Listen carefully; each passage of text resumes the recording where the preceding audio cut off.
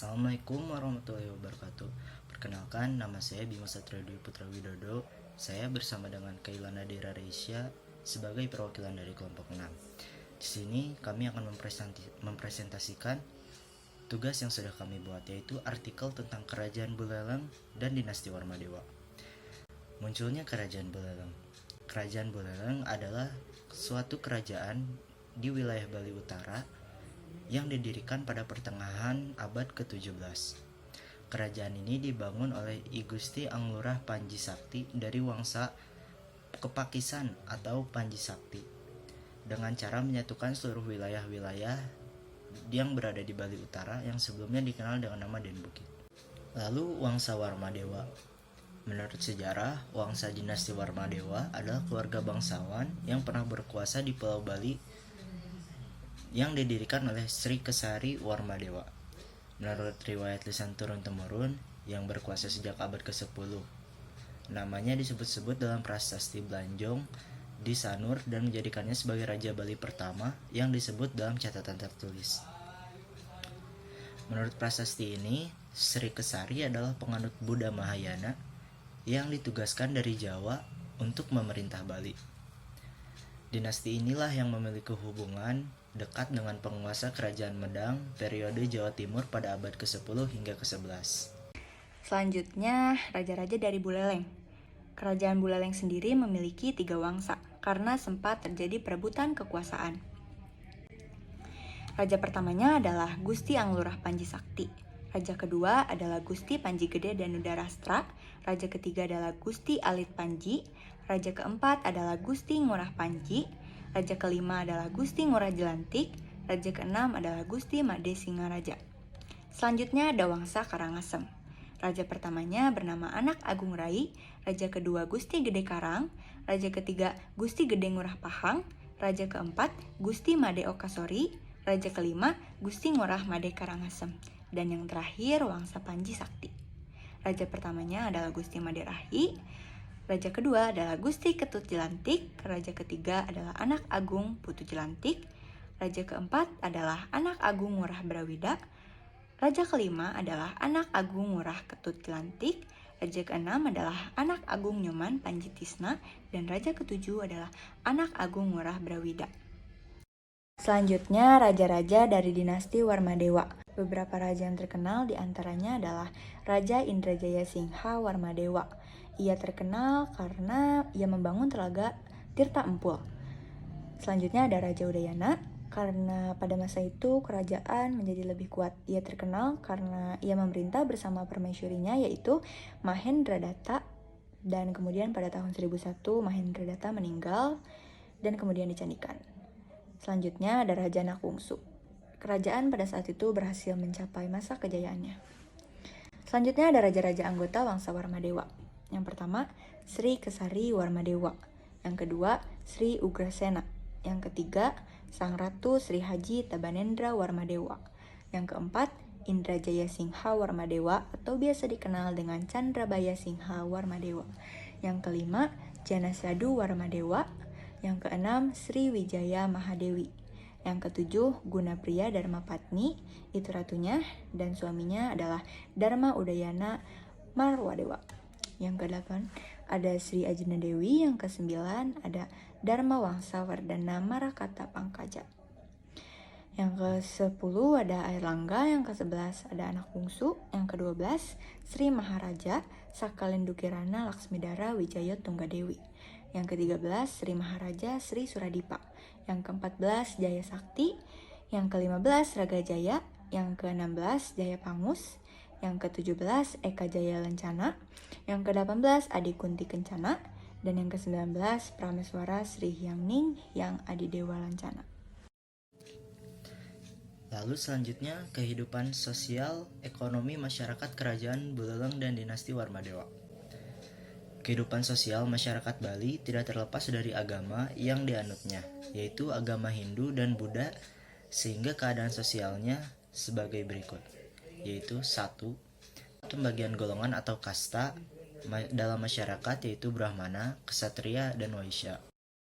Lalu, pada masa Anak Bungsu dikenal adanya beberapa golongan pekerja khusus yaitu pandai besi, pandai emas, dan pandai tembaga dengan tugas membuat alat-alat pertanian, alat-alat rumah tangga, senjata, perhiasan, dan lain-lain. Kehidupan ekonomi masyarakat bertumpu pada kegiatan bercocok tanam seperti yang dapat dilihat pada prasasti Bulian. Dalam prasasti Bulian terdapat beberapa istilah yang berhubungan dengan bercocok tanam seperti sawah, pariak, gaga, kebuan atau kebun, dan lain sebagainya. Perdagangan antar pulau di Buleleng juga sudah cukup maju. Kemajuan ini ditandai dengan banyaknya saudagar yang bersandar dan melakukan kegiatan transaksi dengan penduduk Buleleng. Dalam prasasti Lutungan disebutkan bahwa Raja Anak Wungsu melakukan perdagangan 30 ekor kuda dengan saudagar dari Pulau Lombok. Budayaan dari Kerajaan Buleleng dan juga dinasti Warmadewa. Masyarakat Buleleng sudah mengenal banyak kegiatan kesenian, namun kesenian berkembang pesat pada masa pemerintahan Raja Udayana. Pada masa itu, kesenian terbagi menjadi dua, yaitu seni keraton dan juga seni rakyat. Seni keraton dikenal dengan penyanyi istana atau yang biasa disebut dengan pagending sang ratu. Selain itu masih banyak seni keraton yang lainnya. Di antaranya ada pemukul atau gamelan, pinus atau lawak, banwal atau gadelan, lalu ada patapukan atau topeng. Adapun jenis-jenis kesenian yang berkembang di kalangan masyarakat. Di antaranya ada anuling atau paniup suling, lalu ada abonjing atau permainan angklung, ada parpadaha atau permainan gendarang, dan juga wayang ambaran atau wayang keliling. Lalu peninggalan Kerajaan Buleleng. Yang pertama Prasasti Belanjong. Prasasti ini dibangun oleh Sri Kesari Warmadewa yang ditemukan di dekat Banjar Belanjong, Desa Sanur Kauh di daerah Sanur dan Pasar Bali. Lalu ada Prasasti Malat Gede dan Panempahan. Lalu ada Pura Tirta Empul. Peninggalan Kerajaan Buleleng yang ini adalah terletak di Tampak Siring, Bali. Pura Tirta Empul didirikan oleh Raja Sri Candrabaya Warmadewa. Penggunaan pura ini di kala itu untuk melakukan kehidupan yang lepas dari ikatan materi dunia dan hidup sederhana. Lalu yang terakhir ada Pura Penegil Dharma. Pura Penegil Dharma dibangun pada tahun 915 Masehi. Pura ini masih berhubungan dengan sejarah Ugrasena yang panjang atau anggota keluarga kerajaan Raja Mataram I dan datangnya Maharesi Markandeya ke Bali. Selanjutnya, kejadian penting dari Kerajaan Buleleng. Kerajaan Buleleng sendiri didirikan pada tahun 1660 oleh raja pertamanya yang bernama I Gusti Anglurah Panji Sakti atau yang biasa dikenal dengan sebutan Ki Barak. Ki Barak memimpin hingga tahun 1697 atau sekitar 37 tahun. Kemudian pada tahun 1732, Kerajaan Buleleng sempat jatuh ke tangan Kerajaan Mengwi. Dan hal itu berlangsung selama 20 tahun.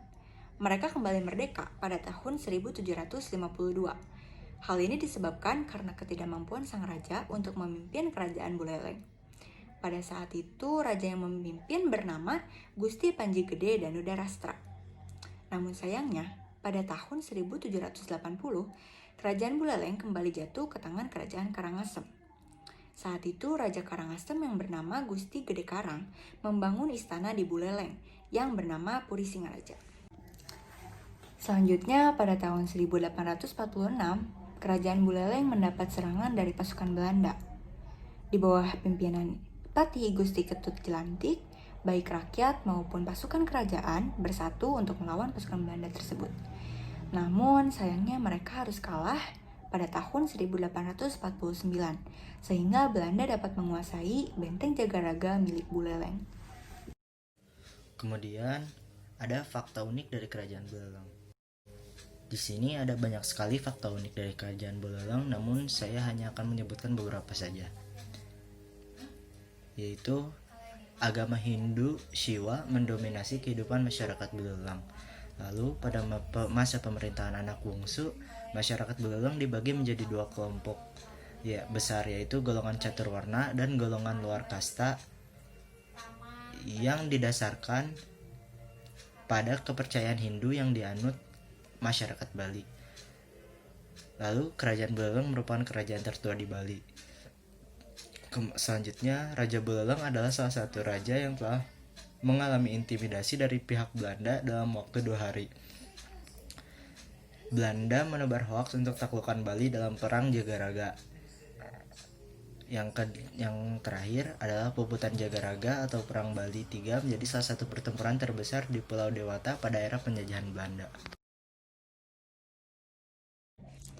Nah, tentunya dari sekian banyak pembahasan yang tadi, kita juga dapat mengambil banyak manfaat yang dapat kita terapkan hingga saat ini.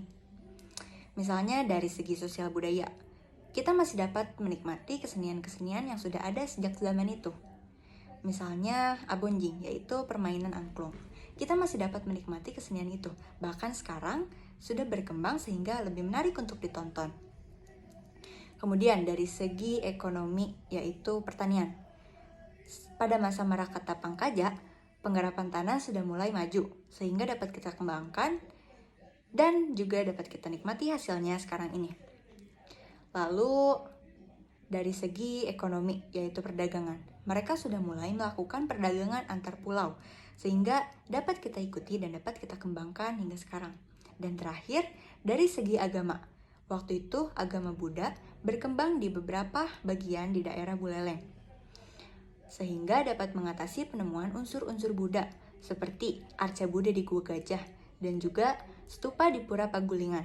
Selain itu, tentunya agama Hindu-Buddha masih ada sampai sekarang dan bermanfaat bagi pengikut-pengikutnya. Cukup sekian presentasi yang dapat kami sampaikan. Mohon maaf bila ada kesalahan. Wassalamualaikum warahmatullahi wabarakatuh.